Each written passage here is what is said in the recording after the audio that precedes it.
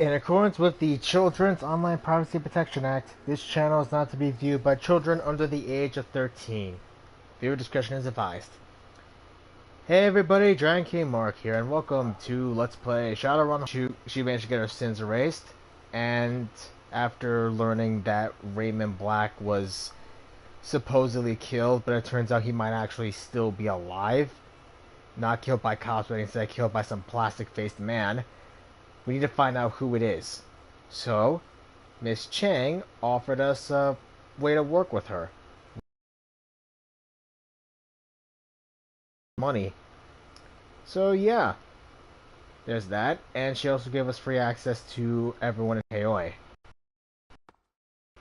So now that we do that, let's go. As much as I love your company, I have business to attend to. Clear the hell out of here and go get settled in. Alright. Alright, we can also actually level up our guys now. The icon in the lower right hand corner of the screen will open Crew Advancement menu. When this icon is highlighted, one or more of your companions is eligible to learn a new combat skill. At each advancement level, you may choose one of the two possible combat skills for each of your runners. Choose wisely. Same way as Dragonfall. Okay.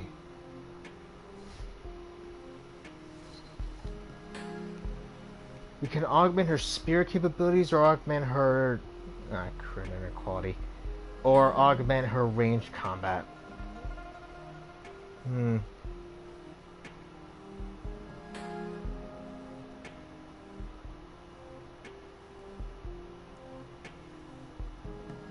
So one tree lets us help out with her spear control, another for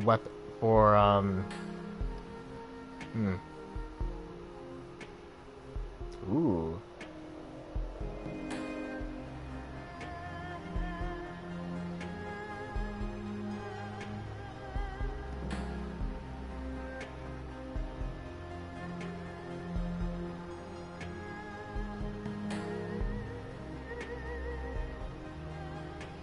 Interesting. Let's go for this. Duncan. Firepower round.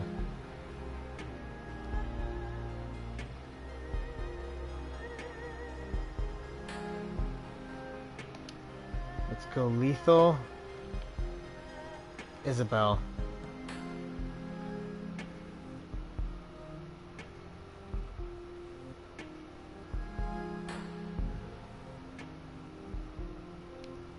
So we can upgrade her grenade launcher or her skills. Interesting.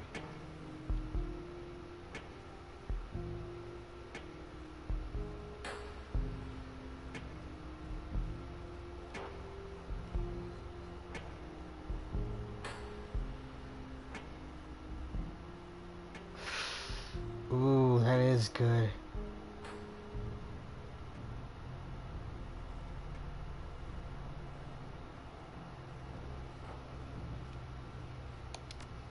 Alright.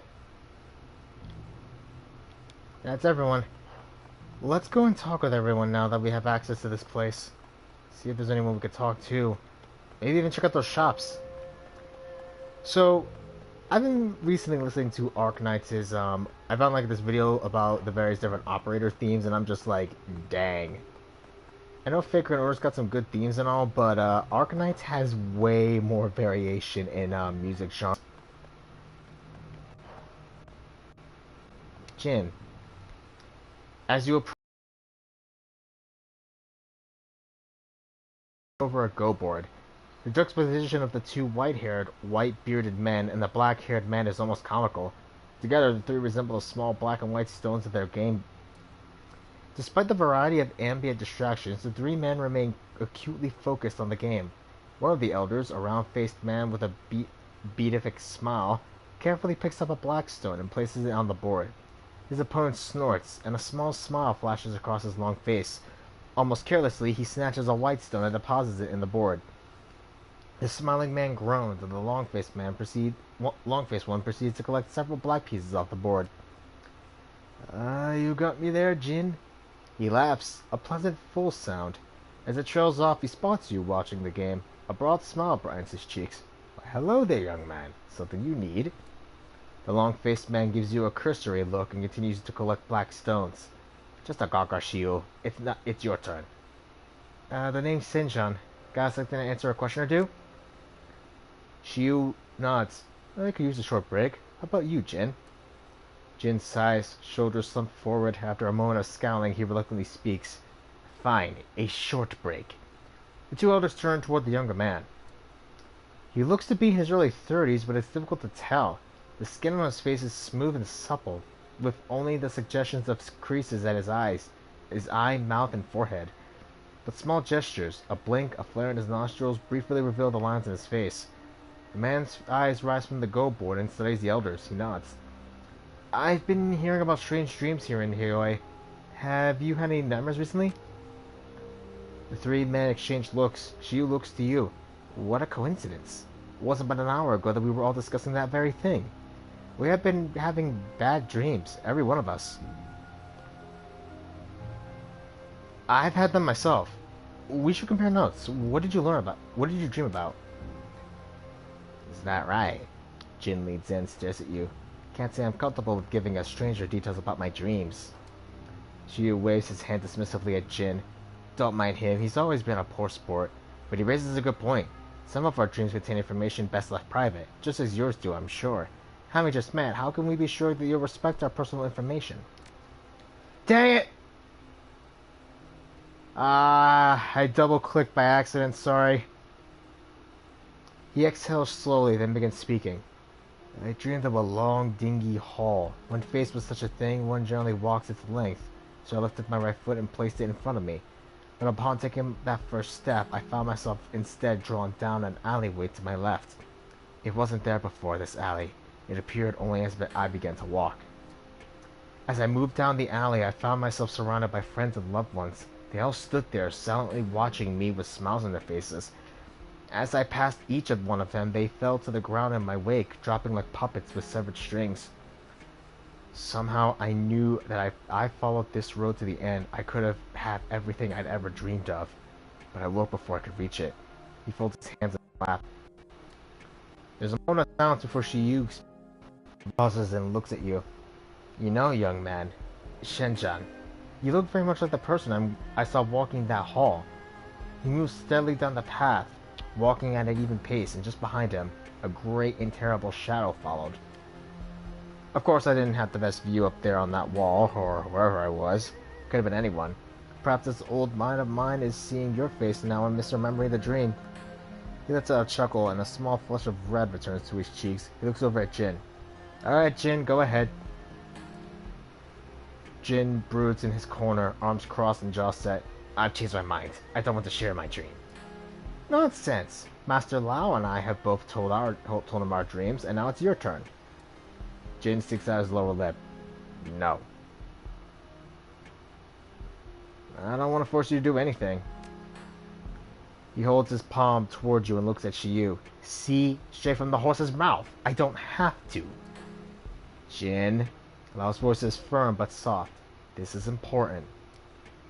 Jin's mouth opens and closes like a gasping fish. But as he looks at Lao, his body relaxes and a sadness seems to take hold of his features. Alright. But don't you go repeating any of this, you hear me? He takes in a deep breath and slowly releases it, folds his arms in his lap. My dream began as a nightmare. I dreamed of the failures and mistakes that I've made throughout my life. The people I've let down, the competitors I've crushed, the wife who died in hospice without me. I dreamed of the family that I abandoned. A change comes over him. His eyes brighten and he continues energetically. But then I dreamed of the walled city. I stood before it and its door opened to me. And when I passed inside, all of my guilt fell away. It was as though the city had absolved me, had washed away my guilt. And I remember feeling happy. As his remembrance ends, so does his light-hearted mood. His face shrinks into a pout and he stares grumbly at the ground. There, I did it. You happy? Lao nods. Thank you, Jin. That was great. And don't worry, I won't abuse your personal information, promise. Yeah. Now can we change the subject? My ulcer's acting up. I'm guessing you've been around these parts longer than I have. Is this sort of thing normal? If it were normal, we wouldn't be huddled around discussing them in whispers now, would we? Enough of that, Jin. Shinjan here has asked in earnest of our advice. He deserves a proper response. Shiyu gives you a gentle smile. Please forgive our friend. Bitter years have left him suspicious of others. The answer to your question is no. Upsetting dreams have never been uncommon at Heoi, but these recent visitations have been different. They've been darker, more vivid, stronger than normal dreams. Last night, I felt consumed by a sense that something was coming. While my friends here felt a sense of relief and excitement as their dreams ended, I felt as though I were sitting in the precipice of some vast and terrible chasm, with the void yawning beneath my feet. Suddenly his cheeks flush. He blinks twice and then looks away. But perhaps these are just the ramblings of an old man. Please forgive me. He scratches his nose, embarrassed. You speak wisely, Shiyu. It is foolish to embrace a thing that you do not understand. What Jin and I saw in our dreams was alluring, but so is the light to a moth. Your instincts are still strong and sharp, my old friend. It is wise for you to trust them. How old is he? Shiyu bows deeply, his eyes to the ground. Thank you. I can only hope these dreams do lead to something beautiful. There's already enough deception in this world. Amen to that. Jin grows loudly. Can we get back to the game now? I don't want to keep you. Of course. Stop by again anytime soon, Shinjan. The company has been refreshing. Thanks. Go with the game. Appreciate it, young man. We'll be seeing you. If there's one thing I know from Chinese wuxia is that speak to old people. You're gonna definitely learn a lot. Reliable Matthew. Smooth jazz drifts from cheap speakers on this barge. A wide array of worn-down drones litter the battered deck. Most are utility and domestic types, but a few, cordoned off from others, are low-end security models. The salesman smiles indulgently at you, a tall, lanky human of clear Cantonese ancestry. He's wearing a cheap suit and limply clutching a smelly cigarillo. He adjusts his tie with exaggerated nonchalance, languid, ostentatious, like an American casino promoter. Hey there, beautiful. Welcome to our little floating heaven. You got a discerning look with you. What brings you to Reliable Matthew's Robot Bazaar? He taps Ash over a bulky cleaning drone beside him. Not waiting for an answer, he continues. Perhaps you're looking for a hexacopter as a guide to Hong Kong? Or a little handheld tarantular beauty to brew your tea? You're Reliable Matthew? That's right. Reliable Matthew Shun at your service. He extends his hand to shake. The odors of peach-scented moisturizer and stale tobacco smoke wash over you. How about it? Pleasure to meet you, Reliable Matthew. Always, always. Welcome to our little patch of peace on the river. I think you'll really love Heoi. It's just a fantastic place. Well, now that we're acquainted, maybe I can brighten up your day a bit. What's on your robot list, friend? Are you calling me beautiful? You know it, beautiful. I hope I don't offend. I just can't help it. To me, everybody's beautiful, baby. Okay then. What can I say? I can't hold back. It's such a great world. Okay. Just in your combat modules. Reliable Matthew looks over his shoulder at the security drones, some heavily cannibalized in the corner of the yard. He turns back to you with a nervous smile. Funny you should ask. I've just gotten a Doberman that I'm selling at an incredible bargain price. Shall we take a look? Yeah, let's look at the security drones. All of them. Interesting. If you're a rigger, this is basically the guy to go to. Cargo cutter.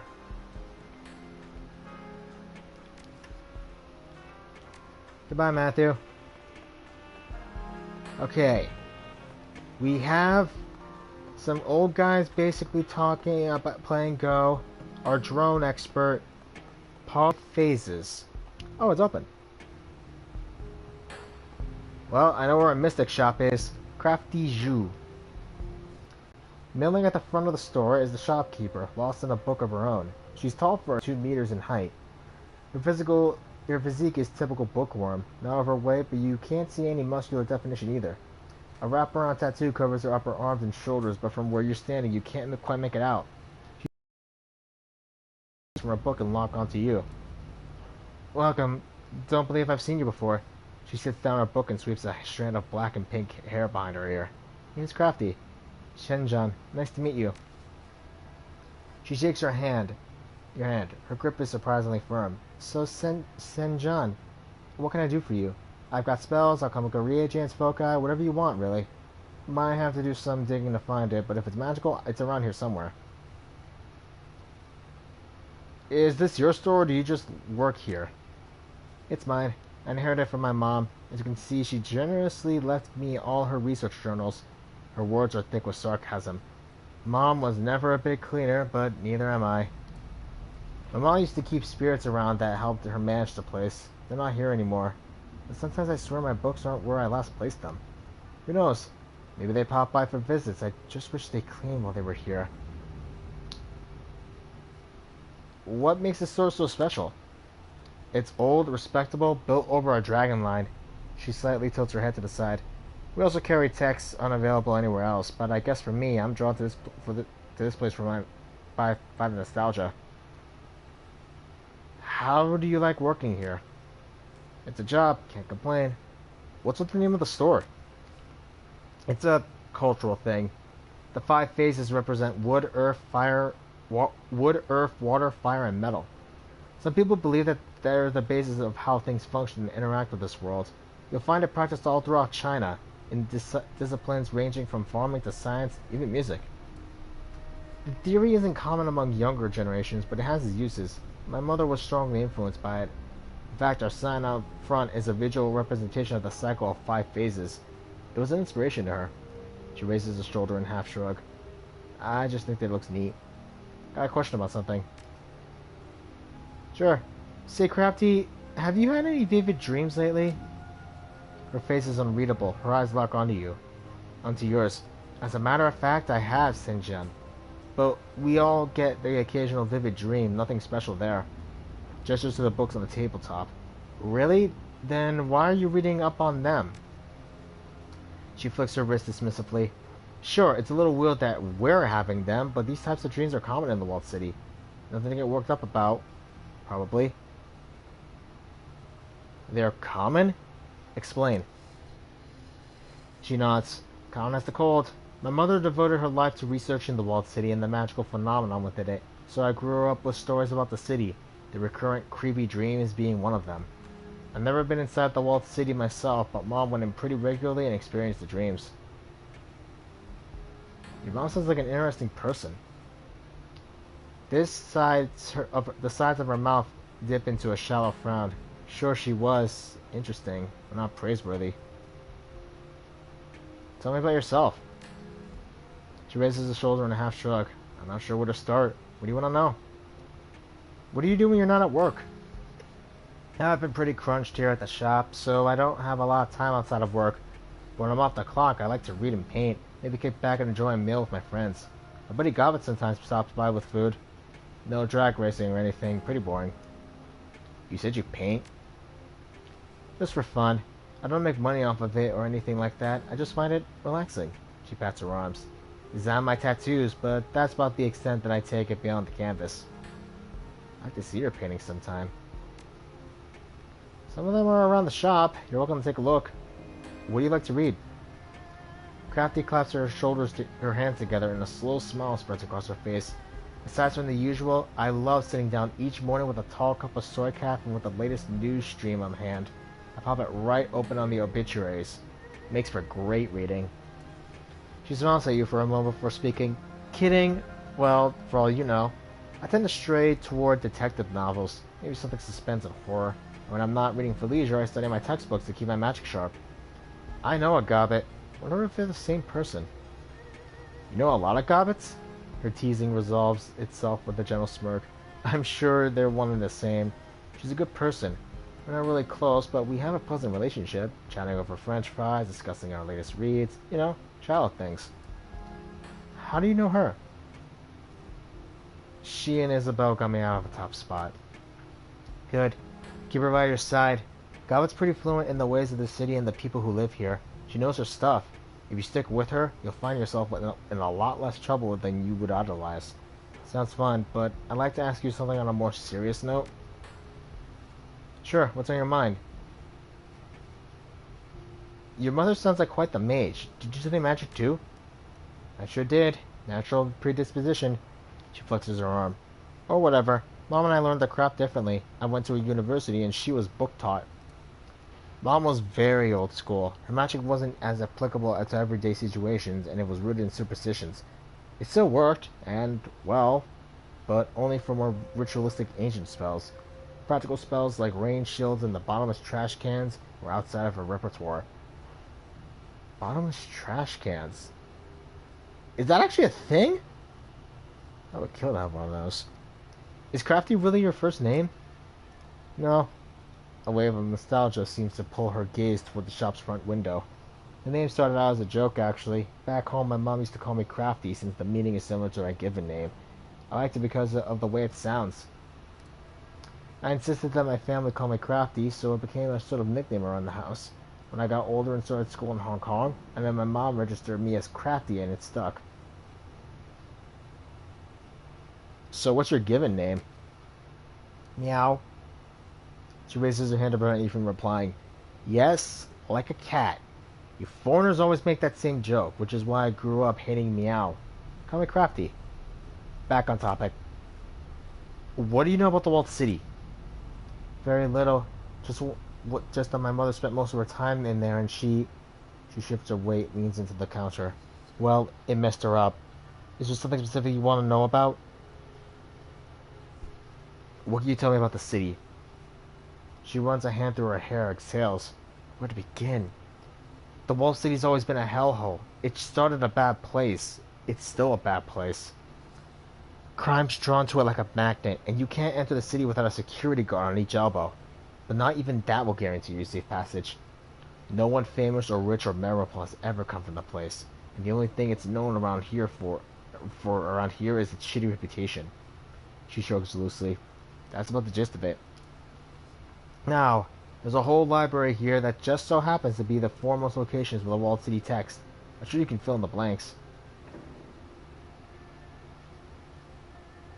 I've been thinking about the dreams. Can I ask you something? She nods. Go ahead. Why do you think they're affecting people outside the walled city? It's definitely strange. Until now, I've always thought that dreams were nonsense, that my mother just had night terrors because of her madness. She props her chin up with her right hand. But now it's really happening, and not just to me, to others around Heoi. Those same psychic forces that drove Mom insane are edging into her subconscious. Lately I've been wondering if there might have been something to her ravings. Maybe. I've been skeptical for so long it almost feels blasphemous to consider it. Maybe the walled city's curse is real. She rubs the back of the hair hand down her face, obviously frustrated. I just don't know. Well, maybe you can learn something from your mom's journals. That's true, but my mother's notes are scattered all over the shop. Most of her research is scrawled in the margins of the books that you see on the shelves and piles and stacks all over. The clues we need to figure this thing out could be in any of these volumes, and there are thousands of them.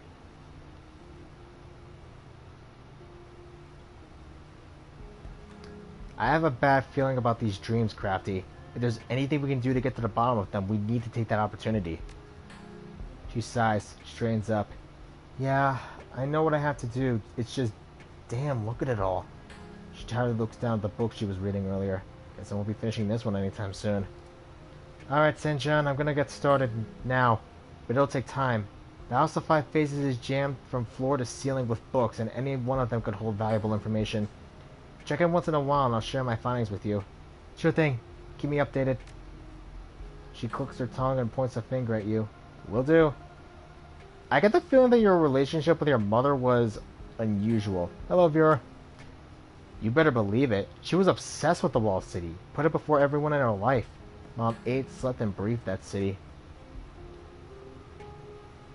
Was something fueling her obsession? Crafty shifts her gaze to a stack of books on a nearby table. Yeah, actually. Mom was convinced that something was wrong with the place, that it was cursed in some way, polluted with unnaturally bad qi. She'd visit the city under the protection of Yellow Lotus and spend hours, sometimes days, studying it. Crafty tears her eyes away from the books and returns her gaze to you. Mother was consumed by her research. Did she ever find anything? We sure tried. Mother thought that she could find a way to purify the place and exorcise its demons. Her obsessions with the walled city grew, and and she devoted more and more of her time into breaking its curse. Which I could say she fell off the radar, but really the rest of the world fell off hers. I'm sorry, Crafty. That must have been hard for you. It is what it is, and here I am. Crafty gives you a warm smile. Sounds like to me you don't believe your mother's research. You can see Crafty studying you. She exhales through her nose and seems as if she's considering something. I know we just met, Senjan, but you have a generous ear. I don't mind discussing my mother with you as long as we keep the details between us. Mother's research was stupid. Just plain stupid. Mother wasn't stupid herself. No, Mom was very bright. But her obsession was downright unhealthy. Anyone could see that. The walled city is a toxic place, home to dark spirits and astral influence, but Mom believed in a singular curse at the heart of the place. When you say toxic, what do you mean? My mother failed to change the walled city, and the time she spent inside there changed her. She grew sickly and became moody, irritable. She suffered from night terrors the rest of her life. Crafty languidly sweeps a small clump of dust off a nearby book. Must have been difficult to watch her decline like that. She points a finger at you. It wasn't just that. The breaking point for me was her ridiculous obsession. I refused to indulge her, and it drove a wedge between us. Neither of us were willing to relent. A small bitter laugh escaped her throat. I guess we had that in common. Stubborn until the end. So after Mom died, I turned my back on her work and left the walled city and its people to themselves. It's a toxic site beyond rehabilitation. I did my best to ignore it. Her composure breaks for a second, and you can see Crafty shift nervously behind the counter. At least I tried. Now that these dreams, these nightmares are leaking out of the walled city, I wonder if I can still ignore it. We always have a choice. You're right.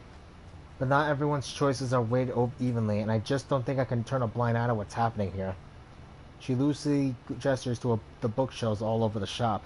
I have my mother's journals. I have the means to try and help. I'm sure it's sure to dredge up bad memories. But if it'll help my friends, maybe it'll be worth it. I don't know. I guess I have a lot to think about. She crosses her arms and wraps her fingers against her skin. Anyway, thanks for lending that ear of yours. I'd like to see your wares. Here is our magic shop.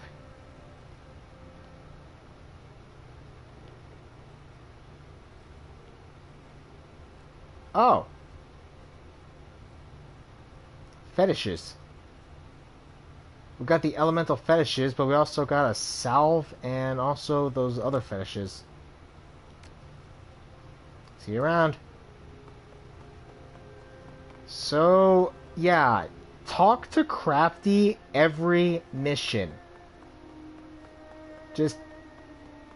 I've played this game 3 times, so I should know. Talk to Crafty after every mission and make sure that she can get her research in. Trust me, you're gonna need it. I've played this game like twice, 3 times already. Spider Shen. Despite the wind and the rain pelting Heoi, the proprietor of this stall, a monk, judging by their outfit, is unconcerned. The monk's expression is indifferent, though hardly placid or serene. Muscles show as tightly wound metal bands beneath the skin, ready to snap in any direction without warning. What's more, the monk's robes are anything but ordinary. Certainly silk makes up the base outfit, but it's paired with high-impact ballistic armor and heavy-duty boots and a bandolier of throwing knives. The table in front of you is arrayed with a wide variety of melee weapons, charms, jade pendants, and other mystical accoutrements. Beneath an awning in the rear that rows upon rows of cages, each housing some variety of exotic reptile or insect. These in turn are flanked by jars and boxes of Chinese herbs, incense, and powders and inks. The monk spares you only the shortest of glances as you approach. I am Monk Shen. Most people in here just call me Spider Shen. I can have the spiders back there. You're not local, not by a long shot. It's definitely a statement, not a question. What tipped you off? Shen smirks crookedly, 2 teeth peeking from beneath thin lips. Body language. You're not afraid to look me in the eye, for one. For another, you're close. Not in fashion here in Hong Kong. Swords, knives, clubs, I sell it all. I make most of these, but if I can't, I got friends who can. If you need incense or salves for meditation, I make and sell those too. And if your joints ache, I can give you acupuncture. Shen places both palms on the table, leaning over it towards you with a wicked grin. So what can I show you? You're a monk and a weapons dealer? Shen slowly raises an eyebrow, arms folded. Yeah, where else would the ancient masters have gotten their legendary swords and spears? Down at the mall? I was at Wudang Mountain for 15 years before coming back to Hong Kong. I've been practicing Jing Yi Quan my entire life. That's how I learned the herbs, as well as the forms. It just so happens I'm good at a forge too. That's why you'll buy here. That's why what you buy here is better than most other people's. Neat. So why become a weapons dealer out here? Or rather, what's Jingji Guan? Shen strikes a sudden pose, body low, one fist against the hip, while the other is extended in an open palm. The 5-element fist. Water grows wood, which burns to become fire. Fire creates ash and earth, which condenses into metal, etc. The forms cycle the 5 elements, and opposing elements block each other. A water fist will break a wooden defense, but a water block will extinguish fire. Should one use a water interception on a metal fist, however, water will be smashed apart. Direct, simple, powerful. Not so elegant as Baji Quan or Tai Chi, but much more powerful. Shen pulls the tarp away from a nearby lump. The object beneath the tarp is revealed as a door to an Ares City Master armored personal carrier. It's been caved inward by a massive amount of force, and in the dead center of the door is an indentation into which Shen's fist would fit perfectly. Power comes from focus, and focus comes from practice and meditation. Jing Yi Quan produces more power than most other forms of Kung Fu, and it applies it in a highly focused way. So why become a weapons dealer out here? I was a runaway, a street orphan in Aberdeen. One day an old man who called himself Wo offered to take me in, let me make something of myself as long as I worked hard. Nothing in this life is free, friend, not even Grandfather Wo's help, so I work for him now. It's not like it was a part of a triad. Shen's eyes roll at this. Obviously, you think I'm in Conley's little haven for no reason? She and Grandfather Wo are on good terms. I don't get in her way, I pay a cut to her, and everybody's happy, even Wo, because I solve problems for him. Shen raises a balled fist which suddenly bursts into blue flame. After a moment it gutters and goes out. Remember that, if anyone ever gives you something for free, in Heoi you pay it back with money back regardless. Why are your weapons special? Because I take greater care with them, and I study the ancient texts. Anyone can make an excellent carbine steel. Is you Wogan? Shen waves a hand at you dismissively. No, of course not. So it's like that'd have to be custom ordered. Only when someone cancels an order do I have one just laying around. And believe me, they get snatched up quick. I get the picture. Let's talk about something else. Okay, what do you want to know? You sell the snakes and spiders too? Shen shakes a finger at you, eyes narrowed. No, they're mine. I can sell you the things I can craft with my hands, or the things I can do, but the medicines and poisons I make are my secret. You want those, you apprentice to me. In 5 years, maybe I can show you how to make a poultice, eh? They're that secret? Of course they're secret. They're what set me apart from the rest of the street dealers in Heoi. You want Kramer Bliss, and any two-bit triad punk can make that for you. But I can realign your ki, set your yin and yang in balance, or set somebody else's out of balance with a few drops. To master my skills, you need to learn for years. It's not just following a formula. You want to learn, you need practice. You try to learn without patience, all you do ape the masters. Shen snaps 2 fingers and points at the cages. You have to understand them to truly learn my art. Otherwise, you'll never become a master. Might as well get a skill soft. Let's take a look at your wares. And here is the monk, if I remember right.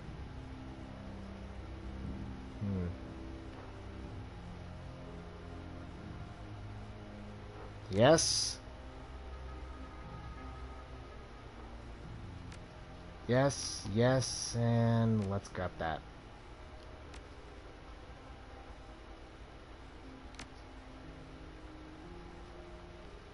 Check it out! We got new spells, even though we're mostly going with an AK-47 as a gun adept. Alright, that's enough for now. Now, let's see what we look like. Huh. Not bad.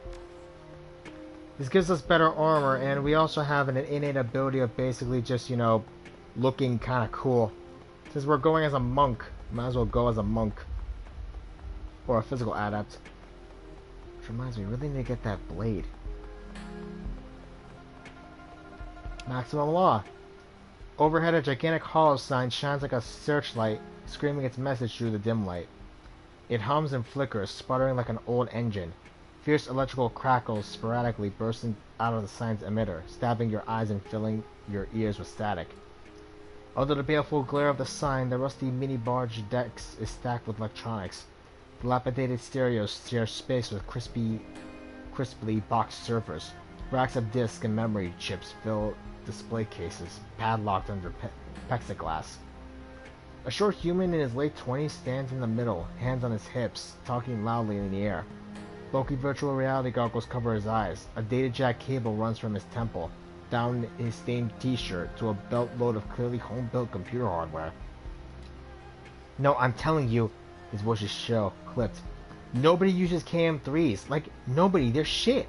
I don't care what Deng says. If Shioi's SRP uses KM3s, they're stupid. Hey, Fletcher's rolling up. I gotta go. He turns to face you, goggles blank and enigmatic, blinking with tiny lights wrapped in duct tape. He points at your PDA. I ripped that PDA. You work for Conley. His lips work impatiently. Yo, what do you want? Who are you? Servo's whine as two lenses on his goggles zoom in on you. Who am I? You're new here, I get it. You don't know about me yet, but you will. I'm one of the guys that keeps this neighborhood running.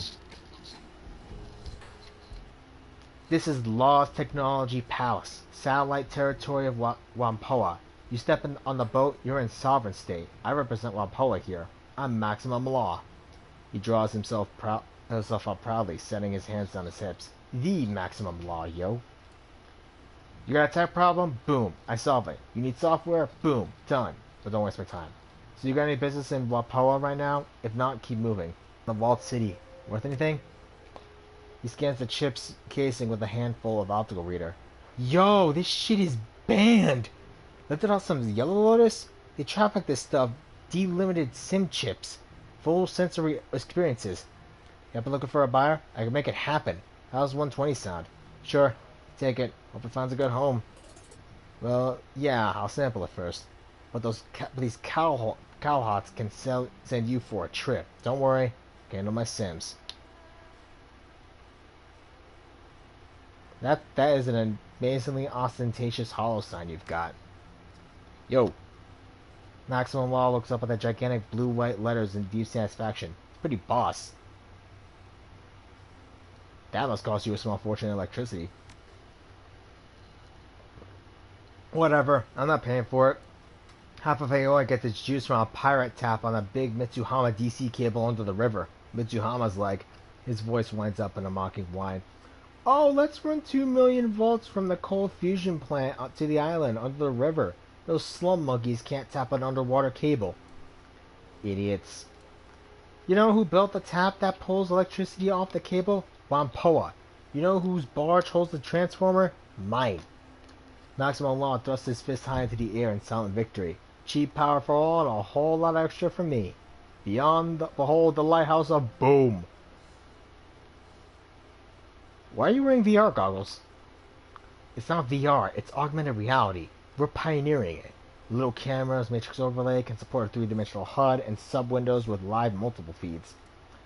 I've got a command shell open right now. I'm networked up with 5 guys. Law taps his goggles. Wave of the future.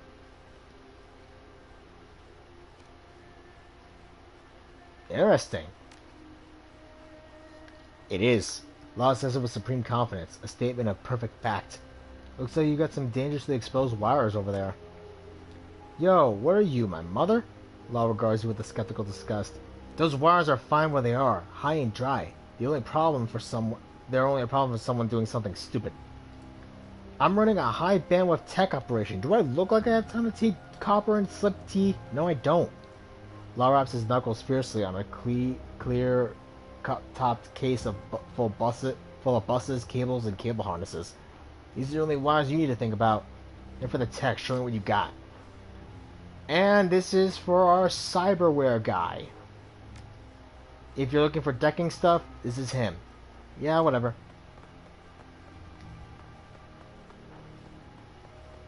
Okay, we gotta find our arms dealer then. We got our monk. We got our shaman. We got our mystic. We got our drone. We got tech. We got mystical stuff with chi. Let's see if we can figure out where the heck to find an arms dealer here. I need new guns. Use intercom. A massive steel security door is set into a bunker-like concrete wall. There's no sign or identification of what this place is. A battered intercom is encased in a cage of welded steel and armor glass. Green letters are barely readable on the screen. Chrome Alley, medical services and mechanical repair. Premises protected by deadly weapons and infectious diseases. Press the buzzer. There's a crackle of static and then a brusque voice answers. What do you want? The voice is Cantonese is precise, but the accent sounds American. Is this a medical clinic? No, it's a chicken factory. What do you want? I need a cyberdoc. Yeah, that's me, but listen, guy, I don't know you. I don't like people I don't know. Who sent you? Kindly will vouch for me. Yeah? You just idle your engine there for a minute. I'll check in on that. There's a long silence on the intercom. The door gives several heavy metallic clicks. There's a dull rumble like heavy bolts sliding back. A green light flashes on the terminal. The door appears to be unlocked. You can enter the clinic. Chrome Alley. I feel like I'm in freaking cyberpunk right now. 10 armed Ambrose. This clinic looked like it just hosted a party. Spindly mechanical arms swing from unobtrusive wall mounts, pulling down creep paper ribbons and scooping food platters and empty beer bottles into biohazard bags. A severely crippled Caucasian man sits in a wheelchair amidst a maelstrom of mess and robotics. He's in his 40s, thick beard, tungsten earrings, beer belly, one cyber eye. Both his legs are missing, one at the hip, the other at the knee. He has only one arm and only 3 fingers remain on his surviving hand. His face and arms show the scars of reconstructive surgery. He grins widely at you, regarding you with bloodshot eyes. He's clearly hungover. Hey, I'm Ambrose, he shouts cheerfully in English. His words are piling together in a loose Midwestern accent. They call me Ten Arms. Welcome to the Kong, fellow Eucassian. He chuckles, his chest shaking with mirth. A Waldo arm springs to life and swings over to him. Its menacing metal pincer momentarily sets a cigarette between his lips, just long enough for him to inhale from it. Kindly says you're alright. What can I do for you? You're a doctor? Sure I am. I'm a rigger doctor. A rockter! Ambrose bursts into laughter and stops and clutches his head. Oh man, I cannot laugh hard today. Too much partying last night. It hurts. I'm not board certified, but don't worry. I should be. I'm full-on skilled. My work's yellow lows guaranteed and precisely in accordance with World Medical Association standards. Everybody in Heoi comes to me, because I'm the only option. Ambrose chuckles delightfully. Very well, Rocker. Right on. Let's get you tricked out. Unless you just want to bullshit, which I'm down for too. What do you do here? What do I do? Tune-ups and engine rebuilds on your ass. I do it all. First aid, second aid, surgery, cybernetics, obstetrics, euthanasia. I'm your one-stop shop for health and beauty. Well, maybe not beauty. Can you install me with some combat wear? You know it. You got the coin and the essence, I'll trick you out like a bulldozer with ground effects and a turret. I got it all. Bionic limbs, synthetic muscle, bone lacing, grease bearings, ground effects, type bolts. The full range of Chrome Alley services is something that we'd like to keep beneath HKP's radar. Ambrose winks. What sort of mechanical services do you offer? Oh, nothing you'd be interested in. Right now I'm mostly doing engine mechanics and electrician stuff. I send Maximo along and reliable Matthew any work they can handle. It's really just a hobby and service to the community. I make my nut with the clinic. He looks fondly over at the massive, partially assembled V8 engine occupying part of the operating theater. That baby's gonna be a goddess when I'm done with her. I don't modify myself. Any reason I come around here if not for medical gear? Shoo. This is a friendly little neighborhood. I love it when people come by and bullshit. Hell, it hosts birthdays. Ambrose's spider drone swings a bottle of coffee liqueur over his nose. He sniffs it gingerly. Nope, that's not good anymore. Full spin cigarette ash. Your front door could stop a bulldozer. Why so fortified? Are you kidding? Have any idea how much all that stuff in here is worth? This is a high capital operation. And life's dangerous for a guy missing most of his members, tooling up smugglers and criminals. Let me tell you what, though. Someone busts in here, they're gonna be in a world of hurt. Ambrose chuckles deeply. There's a lot more than pipes and wires up in the false ceiling. And I've got Conley's crew and the Club 88 boys on a panic button. They know which side their break is chromed on. What are you thinking about trying to knock me over? He laughs uproariously, but it's not clear if he's kidding. Show me your wares. Sure thing. Tune up or spare parts. Cyber. And here's our cyberware dude. Fortunately, we cannot really do much of anything since we don't have any cash. And also medical.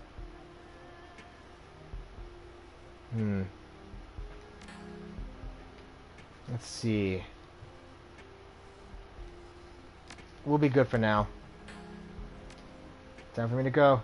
Cheers, Zhang-Zhan. Talk to you later. Stay on the computer. This impressive home-built computer is running multiple large memory units and processors. Chilled air from this active cooling system washes over you to the whir fans. A thin fiber optic cable runs across the floor to Ambrose in his chair. On the wall beneath the computer are miscellaneous decorations, notes, and photos. Two items stand out: a large dry east calendar and a corkboard plastered with printouts. Same with the printouts. News clippings and BBS posts have been printed, carefully snipped and pinned to this place. Most are less than a year old. They're intermixed with grainy photographs of what looks like a devastated city, Chicago. The news articles describes an outbreak of a virulent version of the Vitus plague on the city and the subsequent quarantine of a zone containing hundreds of thousands, if not millions of people. The newsprints are plain text bulletin board postings printed out. The very fact that they're from so crude is a sight is strange. Very few matrix sites are so plain. Search your mind for analogous event. It takes a moment, then a similar set of described conditions come to mind. The 900 Days by Harrison Salisbury, a detailed Russian account of the 20th century Nazi siege in Leningrad, Russia. Identify a source. He's posted from the Shadowland. The Shadowland, a dark matrix site for Shadowrunners that operates out of the Denver Data Haven. It's the first and foremost of all underground and anomalous systems dedicated to Shadowrunning activity. Captain Chaos, Fast Jack, and other global shadow decking luminaries appear in these posts. Same with the postings. Files smuggled out from within the containment zone. They describe a cover-up, the detonation of a small nuclear weapon, and the catastrophic release of insect spirits into the city. The current conditions, as reported by drones and escapees, are horrific. Yeah, if you remember Shadowrun Returns, Chicago was the site of the insect spirit epidemic. They quarantined the whole place. We were only able to stop them, but it only stalled for a bit. Look at the calendar. The dry erase calendar is cluttered with a relentless storm of commitments written in cramped, sloppy handsy. More appear to be medical appointments with patients, followed by a busy list of social engagements. Closer scrutiny reveals others. A basic mechanics class on Wednesday nights, basic computer coding Sunday afternoons. Before both of these, inked in red marker is "Prepare lesson plan, you stupid idiot." Holidays, big combat auto races, birthdays, every Sunday until 4 p.m. is simply labeled engine. Only 5 hours a night are allocated to sleep, but large swaths of time are conspicuously labeled hangover. This dude rocks. See, I'm in the lobby. This electro furnace room has been built out of a medical clinic and a machine shop. The air is alive with the rumble of the furnaces and the hum of cooling fans. It is sweltering. The front area is more like a homey coffee house than a clinical lobby. Comfortable, old furniture, used digipads, coloring books. The wall opposite the boilers is colored with a mixture of photos and prints, local artists' work, images of military vehicles, off-road racing, Rube Goldberg machines, personal photos, old-time Chicago gangsters, the Desert Wars Motorized Combat Division. Glance around the clinical space. The work area looks more like a machine shop than a medical theater. A roboticized operating table and a hydraulic life supporting a partially disassembled V8 engine occupies places of equal importance against the north and south walls. Prosthetic limbs are racked overhead like machine parts. A heavy lift hoist is clamped on an I-beam. An impressive home-built computer sits against the far wall. Several bunker towers sit under the desk, fans whirling. Looks more like a system admin decker server station in a doctor's terminal. The floors are scuffed concrete, stained with grease and old blood. The faint odors of ammonia, gasoline, and antiseptic mingle in the air. A large sign on the back wall reads, "Sanitary space, no spitting." Inspect the personal photos. The pictures are mostly of Heoi residents, holidays, and parties. Tenon Ambrose is in many of them. The vast scope of photos suggests that Ambrose must be acquainted with almost everyone in Heoi. Oh, it took away. Well, we found Chrome Alley and we found basically our doctor. Frederick. Like most troll bouncers, this man is knotted with muscles, but absent all the myriad scars that come with age or indiscretion. His only blemishes are the bony skin growths common to his kind and a single deep scar across his neck and collarbone. You watch yourself in there, or else we check for your aerodynamics. Aerodynamics? Anyone causes trouble, I see how far I can throw him. No fighting, no killing, no sex trade. He lifts an arm, flexing. His muscles jump out like a mass of serpents and steel cabling. His arm is as easily thick as most human waists animus around. Understood.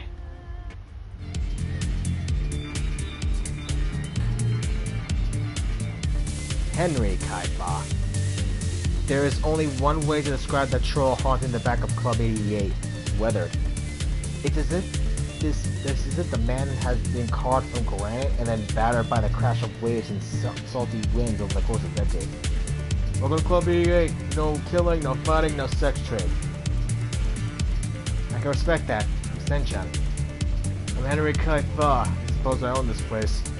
If you're looking for guns, speak to my wife. If you're looking for pharma, speak to my son Callum. If you're looking for trouble, you'll be seeing my son Frederick briefly. What would I speak to you about? Nothing. I just need a ship. What ship? There's always a ship. I'll leave you be. I love this place. Better groomed than most of his kind, the young troll nonetheless ruins the effort with his own violent drunkenness. His eyes are red and expression foggy, but he otherwise appears to be highly functioning. Have a drink, friend. Have two. Then maybe something else to chase, eh? You alright? Could be better. I'm a prince of Club 88. Chosen, you might say. You part of the family that owns this place? You are a shrewd one, friend. I'm the heir apparent. And my birthright, peddle chems to every sniffer that passes through our gates. What do you say? Need someone to pick you up or bring you down? See what you got. Our drug guy. Now, let's go talk to our weapons person. Tree door.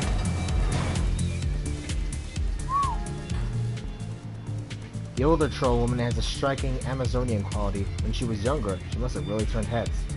Can I help you? Do you work here? Work, eat, sleep, and crap here. This is my family's place. Me, my husband, and our two boys. Now, do you have business with me? I have no time for window shoppers. What you got for sale? Firearms from all over the world, from Ares to warfare and everything in between. You in the market?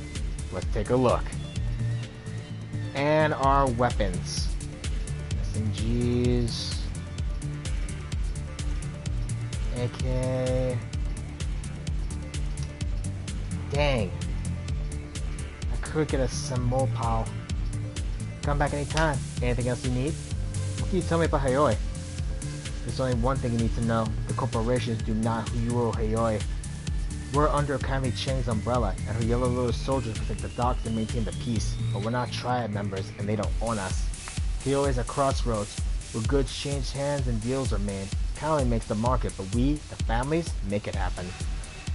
Her mind speaks with the pride of a woman who bows politely to great powers, but never prostrates herself before them. Families rebuilt this place when it was left to rot.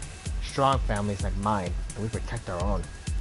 Outsiders and corps know that tangling with Heoi is more trouble than we're worth. The tribes know it is better to work with us than against us, and now you know these things as well. You would do well to remember that. Now, what are you looking to buy? I'll leave you be. Very well, was there something else? No, goodbye. And with that, we have officially met every person of importance in Heoi. I'm gonna call it here because because it's been an hour and holy crap, things are about to get crazy. We still have to talk with Gabe, Isabel, and speak with the guy downstairs in the basement. But that will have to be for next time. We have done a lot. Mostly just talking. I'm Giant King Mark, and next time on Let's Play Shadowrun Hong Kong, we're gonna go and speak to our friends back in the safe boat. Hopefully we can even speak to that new guy down below. If you like what you guys saw, like, comment, and subscribe to my channel, and I'll see all of you, and I'll ring the bell icon, and I'll see all of you next time. Laters. Really hope that this stream processes. Really.